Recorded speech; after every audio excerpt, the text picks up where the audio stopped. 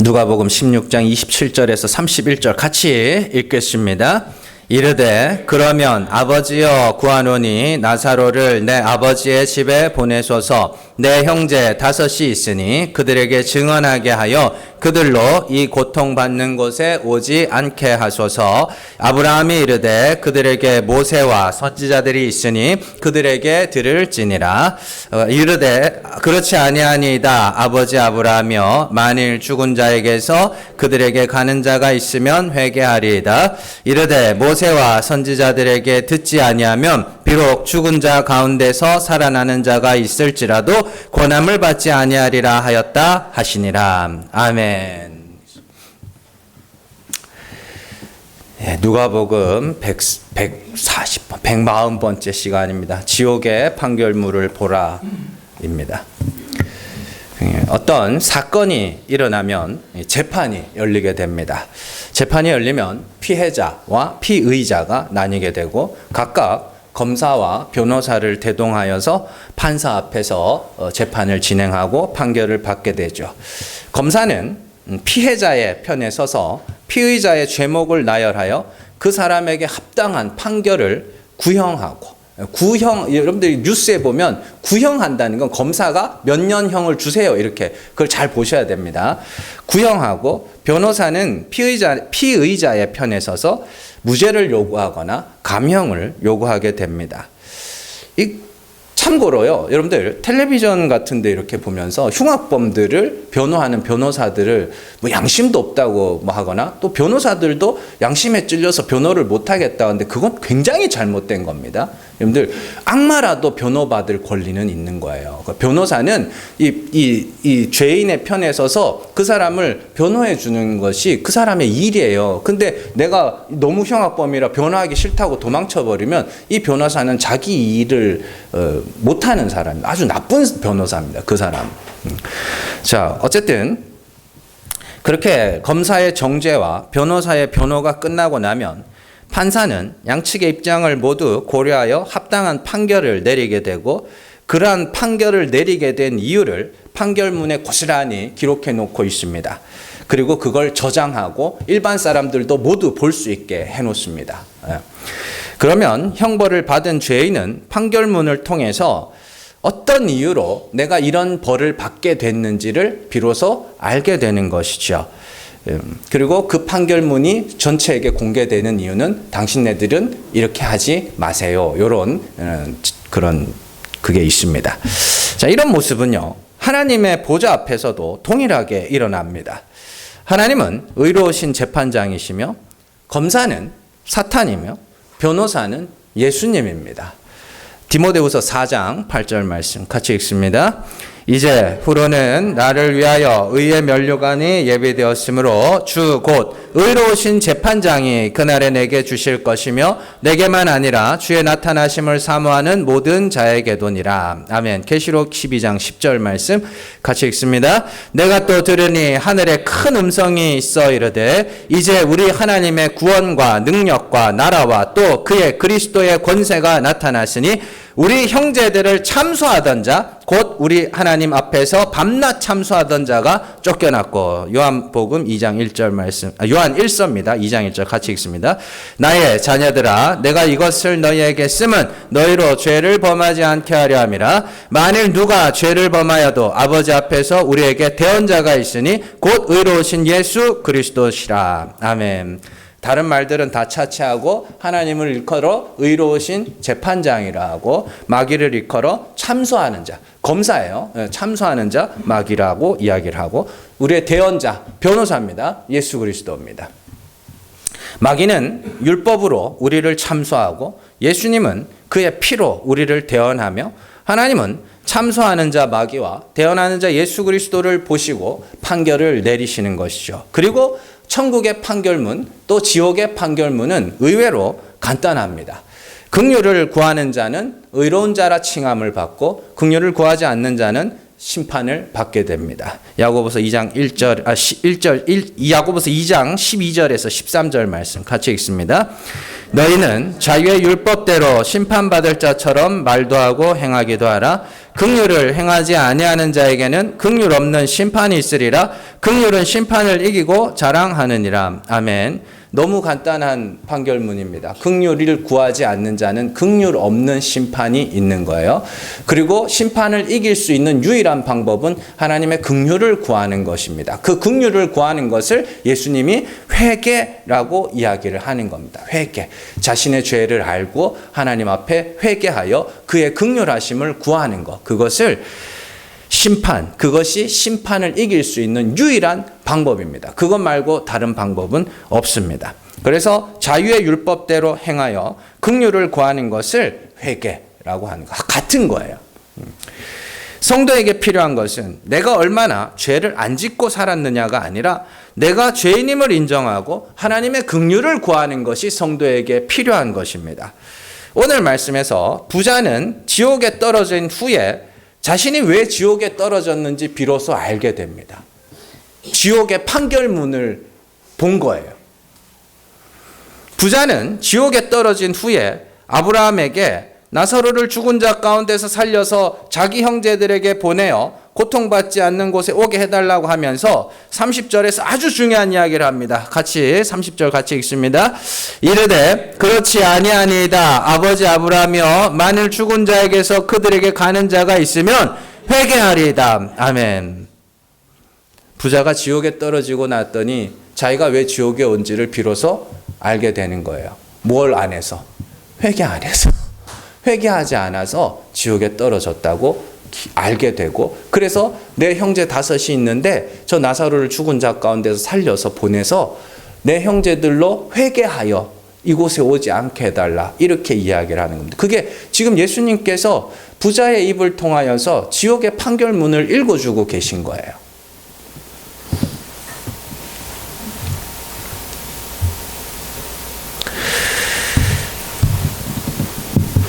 그래서 야고보의 말씀과 오늘 말씀을 잘 비교해 보면 회개는 곧 뭐예요? 하나님의 긍휼하심을 구하는 거.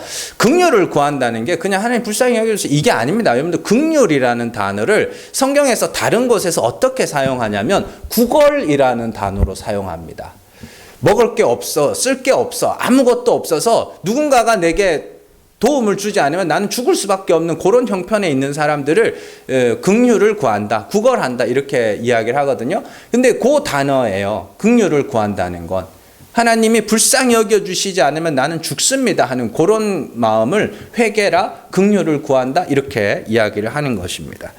그렇기 때문에 성도는 회개하는 자이며 하나님의 긍휼하심만이 심판을 이길 수 있는 유일한 방법인 것을 아는 사람들이죠. 그래서 이 지옥의 판결문이 그렇게 중요한 거예요. 왜냐하면 이 판결문이 모든 사람에게 동일하게 적용되기 때문입니다. 최근에 굉장히 논란이 된 대법원 판결이 하나 있었습니다. 주행하던 차량이 교차로 진입하기 직전에 신호등이 황색불로 바뀌어요. 그러니까 이제 옛날에는 딜레마 존이라 그래가지고 그냥 지나갔거든요. 근데 이렇게 지나가는데 오토바이가 신호 위반해가지고 화가 가지고 사고가 난 거예요. 그래가지고 1심, 2심에서는 그냥 100대 0 나왔거든요. 100대 0 나왔는데 대법원에서 황색불에 진입한 것도 죄가 된다. 그래서 일부 과실이 있다. 이렇게 된 거예요. 그러면서 사람들이 이제 신호등이 황색불이 바뀌면 급브레이크를 밟는 사람들이 생기기 시작했습니다. 절대로 건너면 안 된다고. 왜냐? 대법원의 이 판결문이 전체에게 공개되면서 사람들이 황색불에 지나가다가 사고 나면 나에게도 과실이 있구나. 그러니까 황색불에 서게 되는 거죠. 이 판결문이라는 게 그렇게나 중요한 겁니다. 모든 사람에게 영향을 미치는 거예요. 1심과 2심의 판결은 뒤집을 수 있지만 대법원의 판결은 영향력이 굉장히 크기 때문에 바꾸기도 힘듭니다. 이런 판결의 내용을 알게 된 운전자들은 교통 상황을 알지 못한 어리석은 판결이라 불평하지만, 그럼에도 불구하고 이미 내려진 판결을 뒤집을 수 없고 그것이 판례가 되어서 다음에 똑같은 사고가 생기면 똑같이 적용이 될 거기 때문에 어쩔 수 없이 황색불에도 급하게 브레이크를 밟는 일들이 생기게 된 것이죠. 마찬가지로 오늘 예수님은 지옥에 떨어진 부자의 입을 통해서 대법원의 판결문을 우리에게 읽어주신 겁니다. 회개하지 않으면 지옥이고 회개하면 천국이다. 긍휼을 구하지 않으면 지옥이고 긍휼을 구하면 천국이다. 이거예요. 거지 나사로는 이 땅에서 자신의 죄를 알고 회개함으로 천국에 갔고 부자는 회개하지 않으므로 지옥에 떨어졌습니다. 그러니 그 판결문을 잘 읽고 너희는 너희의 죄를 알고 그 죄를 회개하며 하나님의 긍휼하심을 구하는 자가 되라. 예수님이 그렇게 말씀을 하시는 겁니다. 그런데 이러한 지옥의 판결문이 공개가 되었음에도 불구하고 사람들은 여전히 회개가 아닌 사람의 의를 추구하고 있으며 나는 죄 없다 하며 나는 오류가 없다 하며 나는 실수가 없다 하며 그렇게 살아갑니다. 절대 그렇게 되시면 안 됩니다. 여러분들 그래요. 지옥이 이때잖아요. 그리고 지옥의 판결문이 예수님이 공개해 주셨잖아요. 그러면 여러분들 회개하는 삶을 사셔야죠. 그냥 뭐 이게 좋다 저게 좋다 그런 문제가 아니라 그 판결문 앞에 조금 우리의 인생이 조금만 진지해져야 되지 않겠습니까? 그 뭐 교통사고 나가지고 일부 과실이 있다고 사람들이 막 노란불에 급브레이크 막 밟기 시작하는데 어떻게 예수님께서 우리에게 지옥의 판결문을 읽어주셨는데 우리에게는 왜 그렇게 그 정도의 영향력도 없는지 참 안타까울 따름입니다. 제가 말씀드리지만 사람들이 심판이 없다고 해서 있는 심판이 없어지는 게 아닙니다. 반드시 한번 죽는 것은 정해진 것이고 그 후에는 심판이 있습니다. 그때를 준비하셔야 됩니다. 예. 그렇다면 사람들은 왜 회개하지 못하는가? 간단합니다. 오늘 말씀을 잘 보시면 회개하지 못하는 이유가 하나 나옵니다. 자, 다시 보시면 부자는 아브라함에게 나사로를 죽은 자 가운데서 살려서 보내어 형제들이 고통스러운 지옥에 떨어지지 않게 해달라고 이야기합니다. 그때 아브라함이 29절과 31절에서 똑같은 이야기를 합니다.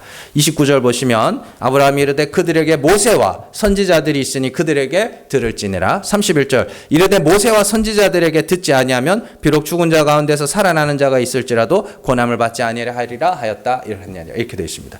모세와 선지자 이건 구약을 이야기하고 율법을 이야기를 합니다. 모세와 선지자 그러면 구약 성경 율법 이렇게 이야기를 하죠. 그런데 하나님께서 모세와 선지자, 구약 율법을 그들에게 주셨음에도 불구하고 그들이 그걸 통하여 자신의 죄를 보고 하나님 앞에 회개하는 게 아니라 도리어 그 율법을 어떻게 해요? 열심히 지켜 내가 의롭게 되자 그러고 있는 거예요.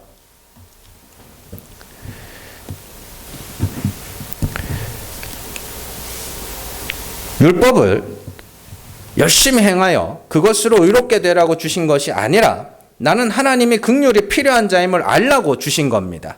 그 기능을 오해하니까 회개하지 않는 거예요. 스스로 의롭게 되려고 하는 자들에게 율법과 선지자는 지옥으로 가는 책이 될 것이고 하나님의 긍휼을 구하는 자에게 율법과 선지자는 천국으로 가는 책이 될 겁니다. 요한복음 5장 39절 말씀 같이 읽습니다. 너희가 성경에서 영생을 얻는 줄 생각하고 성경을 연구하거니와 이 성경이 곧 내게 대하여 증언하는 것이니라. 아멘. 성경을 연구하는 이유가 여기서 성경은 구약 성경입니다. 예수님 당시에는 신약 성경이 없었어요. 구약 성경이에요. 너희가 성경을 연구하는 이유가 뭐라고 그래요? 영생을 얻고자. 영생을 얻으려고 성경을 연구해요. 그런데 아무도 내게 찾아오는 자가 없어요. 왜요? 그들이 성경을 연구해서 내린 결론이 뭐냐면 우리 율법 열심히 지키자였거든요. 성경은 그렇게 그런 교훈을 얻으라고 쓴 책이 아니라 하나님이 어떤 분인지를 알라고 하나님이 그 율법을 어떻게 사용하시는지를 알라고 쓴 책이란 말이에요. 그런데 아무도 예수님에게 나오는 자가 없었다고 그렇게 이야기를 하죠. 사도 바울은 하나님께서 애초에 율법과 선지자를 너희가 열심히 율법을 지켜서 의롭게 되라고 주신 적이 없다고 이야기를 합니다. 갈라디아서 3장 21절에서 24절 말씀 같이 읽습니다. 그러면 율법이 하나님의 약속들과 반대되는 것이냐? 그럴 수 없느니라. 만일 능히 살게 하는 율법을 주셨더라면 의가 반드시 율법으로 말미암았으리라. 그러나 성경이 모든 것을 죄 아래에 가두었으니 이는 예수 그리스도를 믿음으로 말미암는 약속을 믿는 자들에게 주려 함이라. 믿음이 오기 전에 우리는 율법 아래에 매인바 되고 계시될 믿음의 때까지 갇혔느니라. 이같이 율법이 우리를 그리스도께로 인도하는 초등교사가 되어 우리로 하여금 믿음으로 말미암아 의롭다함을 얻게 하려 함이라. 아멘. 여러분, 이 말씀 안에 율법의 오해된 기능과 율법의 원래의 기능이 다 포함되어 있습니다. 여기 보시면은 21절에 보시면 만일 능히 살게 하는 율법 이렇게 되죠. 능히 살게 하는 율법, 네가 율법의 모든 계명을 다 지켜서 의롭게 될 수 있는 그런 율법을 능히 살게 하는 율법. 갈라디아에서 살다는 의롭다의 다른 표현입니다. 살다는 하루하루 살아가는 게 아니라 산다는 산자, 죽은 자, 요 할 때 산다 죽었다입니다. 자, 그래서 능히 살게 하는 율법, 율법을 다 지켜서 네가 의롭게 될 수 있는 율법이라면 그건 하나님은 그런 용도로 주신 것이 아니야. 그래서 성경이 뭐 했다 그래요? 여기서 성경도 구약 성경입니다. 구약, 율법과 선지자가 뭐 하다? 모든 것을 죄 아래에 가두었다. 그래서 뭐 하라고요? 예수를 믿으라고, 십자가를 의지하라고. 하나님은 애초에 율법을 스스로 의롭게 되도록 주신 적이 없습니다. 하나님이 율법을 주신 것은 모든 사람을 죄 아래에 가두기 위함이고, 그래서 그리스도에게로 인도하기 위해서 예수의 십자가가 필요하다는 것을 알도록 하기 위해서 주신 것이 성경입니다. 오해된 율법이 능히 살게 하는 율법이라면 율법의 원래 기능은 나를 죽이고 그리스도에게로 가도록 만드는 도구인 것이죠. 그러나 많은 사람들이 율법의 기능을 자꾸만 오해합니다. 오해하여 능히 살게 하는 율법으로 알고 있습니다. 로마서 10장 2절에서 3절 말씀 같이 읽습니다. 내가 증언하노니 그들이 하나님께 열심히 있으나 올바른 지식을 따른 것이 아니니라. 하나님의 의를 모르고 자기 의를 세우려고 힘써 하나님의 의에 복종하지 아니하였느니라. 그리스도는 모든 믿는 자에게 4절 없어요? 네, 그리스도는 모든 믿는 자들에게 의를 이루기 위하여 율법의 마침이 되시니라. 이렇게 되어 있습니다. 이 말씀은 사도 바울이 유대인들을 향해서 한 말입니다. 그들이 하나님께 열심히 있는데 올바른 지식을 따른 게 아니다. 올바른 지식이 뭐예요? 하나님을 아는 지식이에요. 하나님을 아는 지식. 올바른 지식을 따른 게 아닙니다. 그들이 올바른 지식이 없어서 하나님의 의를 모르고 자기 의를 세우려고 하나님의 의에 힘써 복종하지 않았다. 이렇게 되어 있습니다. 하나님의 의에 복종하는 건 뭐예요? 하나님의 의라는 건 죽은 자를 살리는 게 하나님의 의거든요. 그런데 내가 죽기를 무서워하여 내가 살겠다, 내가 산 자가 되겠다면 그게 하나님의 의에 힘써 복종하지 않는 겁니다. 내가 의로운 자가 돼야지, 내가 거룩한 자가 돼야지, 이런 거룩한 욕심이라 불리는 이게 도리어 하나님의 의에 힘써 복종하지 않는 겁니다. 그게 나쁘다는 게 아니에요. 그 과정이 필요합니다. 왜냐하면 그걸 해봐야 내가 안 된다는 걸 알기 때문에 그런 과정들이 필요한 거예요. 겪어야 되는 겁니다. 그래서 예수 그리스도는 모든 믿는 자에게 하나님의 의를 보여주시기 위해서 율법의 마침이 되셨다. 율법의 마침이라는 단어가 율법의 완성이라는 단어예요. 율법의 완성을 예수 그리스도께서 십자가에서 보여주신 거예요. 이렇게 죽는 것이 뭐예요? 율법의 완성이야. 이게 하나님의 의에 복종하는 거야. 이렇게 죽어야 하나님이 살리시고, 그렇게 하나님이 죽은 자를 살리셔야 하나님의 은혜가 영광을 받고 하나님의 이름이 높임을 받는 거 아니겠느냐. 그렇게 이야기를 하는 겁니다. 내가 어느 정도 의롭게 되었는데 이 자를 의롭다 칭하여 구원하신다면 나는 내가 내 의 때문에 구원받았는지 하나님의 은혜로 구원받았는지 알 수가 없게 되는 거죠. 그래서 율법으로 말미암아 내가 반드시 완전히 죽는 자리로까지 떨어져야 하나님의 은혜가 높임을 받는단 말이에요. 그러니까 중요한 것은 우리의 구원이 아니라고 그랬잖아요. 우리의 구원보다 더 중요한 건 누가 높임을 받느냐, 누가 찬송을 받고 누가 영광을 받느냐, 이게 더 중요한 겁니다.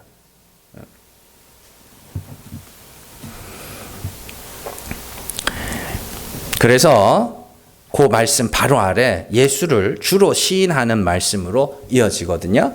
자, 로마서 10장 9절에서 10절 말씀 같이 읽습니다. 내가 만일 내 입으로 예수를 주로 시인하며 또 하나님께서 그를 죽은 자 가운데서 살리신 것을 내 마음에 믿으면 구원을 받으리라. 사람이 마음으로 믿어 의에 이르고 입으로 시인하여 구원에 이르느니라. 아멘. 참 이게 이 말씀만 보면 말 한마디로 구원에 이를 수 있잖아요. 예수님 죽은 자 가운데서 살아났어. 내가 입으로 그걸 예수님 죽은 자 가운데서 살아나셨어. 이렇게 말하면 구원받는 것처럼 돼 있잖아요. 그런 게 아닙니다. 그런 말씀이 아니에요. 그런 말씀이 아니에요. 누군가를 주로 시인한다는 것은 그를 따라간다는 의미입니다. 예, 다 설명해 드릴게요. 성경을 통해서. 자, 예수를 주로 시인한다는 것은 하나님이 그를 죽은 자 가운데서 살리신 것을 믿고 나도 그와 같이 죽겠다는 이야기입니다. 자, 그리고 성경에서 누군가를 주로 시인한다는 것은 그가 앞서간 길을 뒤따라간다는 의미입니다. 이걸 다른 말로 하면 출입이라고 합니다. 출입. 예, 잘 들으세요. 출입.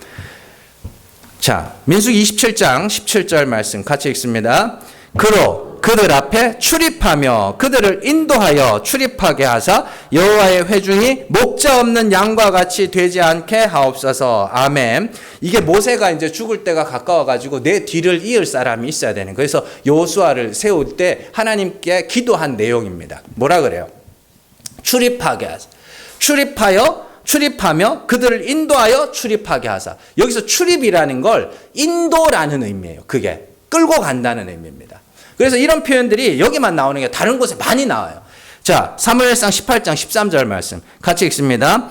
그러므로 사울이 그를 자기 곁에서 떠나게 하고 그를 천부장으로 삼음에 그가 백성 앞에 출입하며, 이렇게 되어 있죠. 출입한다는 건 인도한다는 뜻이에요. 그냥 들어갔다 나갔다 이런 개념이 아닙니다. 인도한다는 뜻이에요.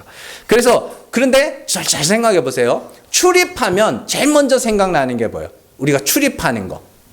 문이죠, 문. 예, 그래서 문도 목자, 임금 이런 뜻으로 사용됩니다. 그래서 우리가 아까도 찬양 불렀지만 문들아 머리 들으라 그러죠.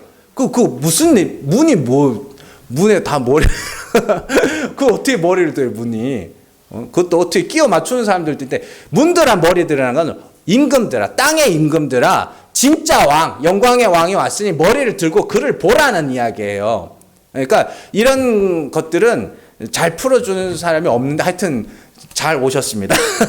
어쨌든 한 번씩 이렇게 교만해져가지고 문제인데, 어쨌든 출입한다, 문, 목자 다 같은 거예요. 그러면 성경에서 아주 어려운 말씀 하나가 풀려요. 한번 가볼게요. 요한복음 10장입니다. 요한복음 10장 7절에서 9절 말씀. 자, 같이 읽습니다.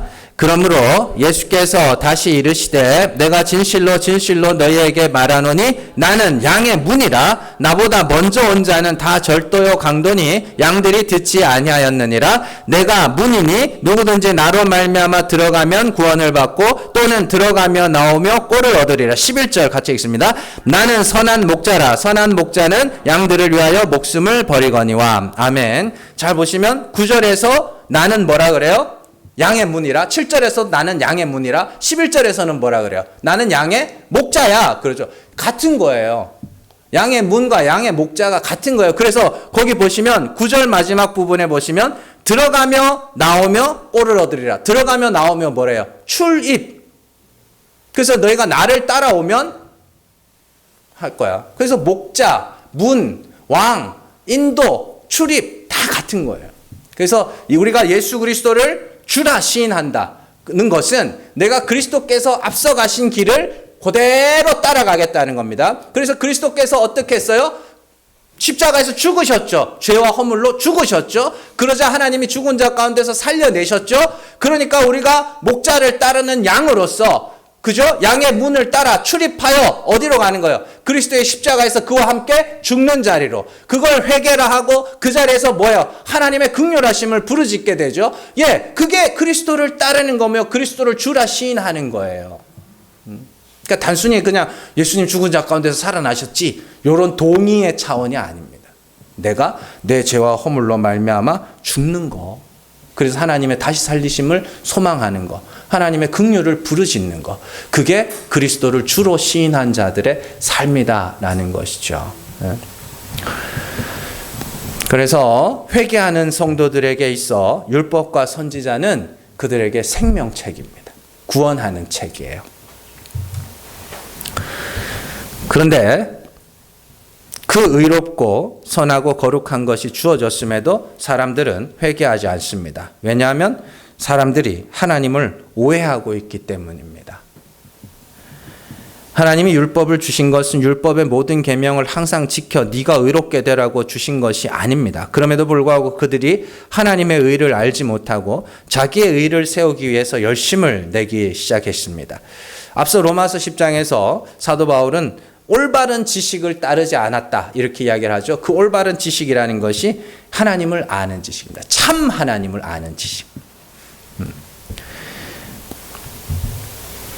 사람들은 하나님을 율법의 하나님, 인과응보의 하나님으로만 알고 있습니다. 그러나 하나님은 창세로부터 지금까지 끊임없이 죽은 자를 살리시는 하나님이었으며 없는 것을 있는 것으로 부르시는 하나님이었으며 자비의 하나님이었으며 긍휼의 하나님이었습니다.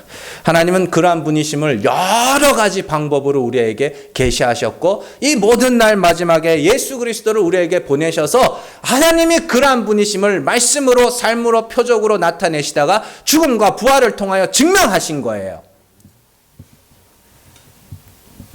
그런데 사람들이 눈이 어둡고 귀가 어두워 보지도 못하고 듣지도 못하여 자기들이 추측하고 상상한 하나님을 만들어 놓고 그게 마치 진짜 하나님인 양 섬기고 있는 거죠. 여러분들 우상이 뭐예요? 우상은요, 보이는 형상을 우상이라 하는 게 아니에요. 보이는 형상을 왜 만들었어요? 내가 생각하는 어떤 신이 있을 거 아닙니까? 그래서 우상을 말할 때 항상 사람의 손으로 지은 것, 사람의 손으로. 그 뭐냐면 사람들이 자기가 생각하는 신, 그게 우상이에요. 형상으로 안 만들어놔도. 여러분들 교회 안에서 어떻게 우상 숭배하는지 가르쳐 드릴까요? 뭐 돈이 우상이네, 자식이 우상이네. 아니에요. 그런 게 우상이 아니에요. 진짜 무서운 우상은 내가 생각하는 하나님이에요. 내가 느끼는 하나님. 여러분들 기존 교회에 가면, 우리 교회에서는 그런 말씀 하시는 분들 아직까지 못 봤습니다만 기존 교회에 가면 그런 말 하는 사람들이 있습니다. 내가 생각하기에 하나님이 이런 분, 내가 느끼기에 하나님이 이런 분. 그게 우상이라고요. 하나님이 어떠한 분인지 하나님은 성경을 통하여, 아들을 통하여, 선지자들을 통하여 계속해서 성경에다 기록을 해놓고 있는데 성경은 덮어놓고 뭐 하는 거냐면 내가 생각하기에 하나님은 이런 분일 거야. 내가 느끼기에 하나님은 이런, 그게 우상이라고요. 딴 게 우상이 아니고. 다 그렇게 해서 만들어 놓은 게 우상들이라고요. 그리스 로마 신화 같은 거 뭐 한 번씩 보세요. 그거 재미로라도 한번 보세요. 재밌어요. 다 자기들이 생각하는 신, 내가 생각하기에, 내가 느끼기에. 성경에 어디 그렇게 하라고 나와 있어요? 아니, 아들까지 보내가지고 본체의 형상으로 오신 예수 그리스도까지 보내서 보이지 않는 그 하나님을 보이는 모습으로 나타내셔서 우리 눈앞에 다 보이게 하시고 성경의 기록으로 다 남겨놓으셨는데 자꾸만 신앙생활을 내 느낌, 내 생각, 내가 생각하기에, 내가 느끼, 그게 다 우상이라고요. 한번 잘 생각해 보세요. 여러분들이 느낌과 생각으로 신앙생활을 한다고 생각해 보세요. 그러면 여기에 이제 지금 몇 명이, 한 30명 있다 치고요. 한 30명 있다 치고 신이 30개가 생기는 거예요. 여러분들이 느끼는 대로 하면. 그래서 성경이 중요한 거라고, 말씀이 중요한 거라고요. 여기서 뭘 아셔야 되냐면 진짜 하나님이 어떠한 분인가. 창세기부터 예수 그리스도께서 죽으시고 부활하시기까지, 성령이 임하기까지 하나님께서 계속해서 계시하셨던 그 하나님, 진짜 그 하나님. 그래서 로마서 4장에서 사도 바울이 한마디로 정리해 주잖아요. 죽은 자를 살리시는 하나님이다. 없는 것을 있는 것으로 부르시는 하나님이다. 그걸 은혜의 하나님이라고 이야기를 하는 겁니다. 실제로 이제 여러분들이 하나님을 알고 나서 내가 겪어왔던 그런 신앙의 경험들을 한번 잘 생각해 보시면 아, 진짜였네. 진짜 하나님이 그러한 분이었네라는 걸 비로소 깨닫게 되는 거예요.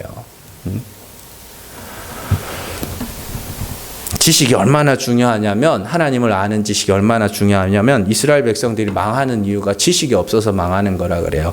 호세아 4장 6절 말씀 같이 읽습니다. 내 백성이 지식이 없으므로 망하는도다. 내가 지식을 버렸으니 나도 너를 버려 내 제사장이 되지 못하게 할 것이요 네가 내 하나님의 율법을 잊었으니 나도 내 자녀들을 잊어버리리라. 아멘. 하나님 어떻게 했다 그래요? 백성들이 지식이 없으므로 망하는도다. 그래서 네가 지식을 버렸으니 나도 너를 버리겠다. 율법을 잊었다 그래요? 율법을 잊었다는 게 뭐예요? 율법을 안 지켰다는 이야기 같으세요? 율법을 어겼음에도 불구하고 그들이 율법 앞에 회개하는 자가 없었다는 이야기예요. 왜? 하나님을 아는 지식이 없으니까. 그래서 예수님이 오셔서 십자가와 부활 사건이 그렇게나 중요한 이유는 그게 하나님이 죽은 자를 살리시는 분임을 우리에게 증명하신 사건이기 때문입니다. 단순히 죽었다가 살아나는, 그거는 나사로도, 예수님의 친구 나사로도 죽었다가 살아나지 않았습니까?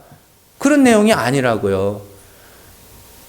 하나님이 그러한 분이심을 우리에게 나타내셨고, 그러니 너희는 하나님과 화목하여 어떻게 하라? 그리스도와 같이 죽으라는 이야기입니다. 회개하고 긍휼을 구하라는 이야기입니다.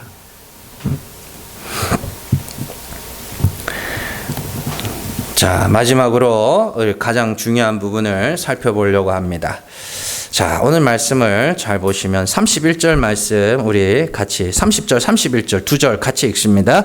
이르되 그렇지 아니하니이다. 아버지 아브라함이여 만일 죽은 자에게서 그들에게 가는 자가 있으면 회개하리이다. 이르되 모세와 선지자들에게 듣지 아니하면 비록 죽은 자 가운데서 살아나는 자가 있을지라도 권함을 받지 아니하리라 하였다 하시니라. 아멘. 이게 왜 중요하냐면 지금 부자가 하나의 착각을 하고 있습니다. 만약에 죽은 자가 살아나서 회개하라고 말하면 사람들이 회개할 것이다. 자기가 착각하고 있는 거예요. 그런데 그게 아니에요. 여러분들, 회개는 그런 기적이나 표적이나 이런 것들이 일어난다고 회개하는 게 아닙니다. 회개는요, 성령이 역사하셔야 하는 거예요. 실제로 여러분들, 여기서 왜 예수님이 나사로의 이야기를 직접, 예수님이 다른 비유에서는 뭐 부자, 가난한 자 뭐 이렇게 하는데, 한 여자가 뭐 한 사람이 이렇게 하는데, 여기 이 비유에는 유독 나사로라고 이름을 확 적어놨죠. 이게 되게 재밌는 게, 실제로 죽은 자 가운데서 살아난 나사로가 있죠. 그 나사로가 살아나서 사람들 앞에 자기의 죽은 자 가운데서 살아나서 자기의 모습을 보였을 때 사람들이 거기서 회개했어요? 아닙니다. 나사로를 죽이라 그랬어요. 자, 요한복음 12장 9절에서 12절 말씀 같이 11절 말씀 같이 읽습니다. 유대인의 큰 무리가 예수께서 여기 계신 줄을 알고 오니 이는 예수만 보기 위함이 아니요 죽은 자 가운데서 살리신 나사로도 보려 함이로라. 대제사장들이 나사로까지 죽이려고 모이하니 나사로 때문에 많은 유대인이 가서 예수를 믿음이라라. 아멘. 대제사장들이 뭐 하려고 그래요? 나사로를 죽이려고 그래요. 왜요? 예수께서 나사로 때문에 많은 사람들이 예수를 믿으니까 가서 나사로 죽이려고 그랬어요. 여러분들, 기적과 표적과 이런 것들이 일어난다고 회개가 일어나는 게 아닙니다. 회개는 성령 받은 자들에게서 일어나는 것이고, 그 성령은 말씀을 들을 때 여러분들에게 임하는 것이고, 그리고 말씀은 뭐예요? 복음이 증거돼야 되는 겁니다. 그냥 성경에서 뭐 이렇게 뭐 이런 교회에서 전해진다고 그걸 말씀이라 하는 게 아니고, 들으면 그리스도의 말씀으로 말미암았습니다. 이렇게 그리스도의 말씀이라는 건 예수께서 나타내신 하나님, 참 하나님이 증거될 때 성령이 저 여러분들 가운데 역사하여 회개하게 하시는 것이죠. 그래서 우리가 회개의 비유 5가지 중에 두 번째 비유가 뭐였어요? 이런 드라크마의 비유였죠. 그 이런 드라크마의 비유의 핵심은 뭐예요? 회개는 누가 하는 거? 하나님이 하게 하시는 거죠. 드라크마를 잃었어요? 누가 찾아 나서요? 드라크마가 주인을 찾아 나서요? 아니죠. 주인이 불을 켜고 방을 쓸어 가면서, 집을 쓸어 가면서 찾아내죠. 그럼 회개는 누가? 하나님이 하게 하시는 거예요. 하게 하시는 거라고요. 그래서 내가 하나님 앞에 택함 받은 자인가? 지금 하나님이 나를 택하셨나? 궁금하시죠? 여러분들의 죄가 드러나기 시작하고 하나님 앞에 정말 하나님 나는 주님이 불쌍히 여겨주시지 않으면 난 구원받을 길이 없습니다. 이렇게 낮아져 가는 것이 하나님이 여러분들을 택하셨다는 증거이며 하나님이 여러분들을 버리지 않았다는 증거이며 하나님이 여러분들을 주목하고 있다는 증거이며 내가 하나님의 아들이라는 증거입니다. 그게요. 마귀도 병 고칠 수 있고요. 마귀도 귀신 같은 거, 뭐 같은 편이니까 나가게 할 수도 있고요. 별의별 일들 다 할 수 있습니다. 그런 표적과 기적이 여러분들이 택하심을 받았다는 증거가 될 수 없습니다. 여러분들이 택하심을 입었다는 증거는 내 죄가 내 눈에 보이기 시작하고 그래서 나는 진짜 하나님의 긍휼하심, 예수의 십자가 그거 아니면 구원받을 길이 없는 자구나라는 것을 깨닫기 시작할 그때가 성령이 여러분들 가운데 역사할 때입니다. 풀이 마르고 꽃이 시들어서 진짜 마른 나뭇가지만 앙상하게 남는 그게 성령의 바람이 내게 불었다는 증거고요. 모든 내 인간의 의가 다 불타고 오직 예수 이거 하나만 남게 되는 그 일들이 성령의 불이 여러분들 가운데 임했다는 증거입니다. 그러니까 하나님의 증거, 하나님의 역사하신 거, 하나님의 증거, 내가 택함 받은 증거를 자꾸 바깥에서 찾지 마세요. 물론 하나님이 여러 가지 일들을 통해서 기적 같은 일들 우리에게 베풀어 주십니다. 하나님이 일하시는 걸 사람이 이렇게 얽매 놓을 수는 없는 거예요. 무슨 일이든지 일어날 수 있습니다. 그리고 여러분들에게 무슨 일이 일어나기를 위해서 늘 기도하고 있고 실제로 그런 일들이 일어나는 것을 보면서 이건 하나님의 하신 일이다. 다 한 사람 한 사람 놓고 보면 다 그러한 기적들, 그러한 표적들 다 경험하셨습니다. 그럼에도 불구하고 여러분들이 진짜로 하나님이 나를 버리지 않았고 하나님이 정말로 나를 택하셨다는 것을 100% 확실하게 증명하고 스스로 확신할 수 있는 건 내 죄가 내 눈에 드러나기 시작했다는 겁니다. 그게 하나님이 우리를 택하셨다는 증거죠. 그렇기 때문에 여러분들이 지옥의 판결문을 통해서 회개하여야 구원에 이르는구나. 그리고 성령이 여러분들 안에 역사하여 죄를 알게 하고 보게 하고 회개하게 하고 자백하게 할 때 그냥 회개하세요. 그리고 여러분들이 정말로 조심해야 되는 건 내가 누군가를 회개시키겠다는 교만을 떨어서는 안 됩니다. 회개는 사람이 사람에게 시켜진 것이 아닙니다. 그 사람들의 죄를 지적한다고 그 사람이 순순히 그래 내가 잘못했구나 잘 일어나지 않습니다. 회개는 진리가 선포될 때 성령이 여러분들 안에서 역사하셔서 하게 하시는 것이지 사람이 사람을 하게 만드는 것이 아닙니다. 또한 내가 누구를 믿게 만들겠다는 교만도 떠시지 마십시오. 그냥 교회에 사람이 와서 복음을 듣게 할 수는 있지만 그 사람을 믿게 만들 수도 없는 겁니다. 그 또한 하나님의 역사고 그 또한 성령이 그들 안에 역사하셔야 일어나는 일이죠. 가장 그러면 중요한 건 남는 건 뭐밖에 없어요.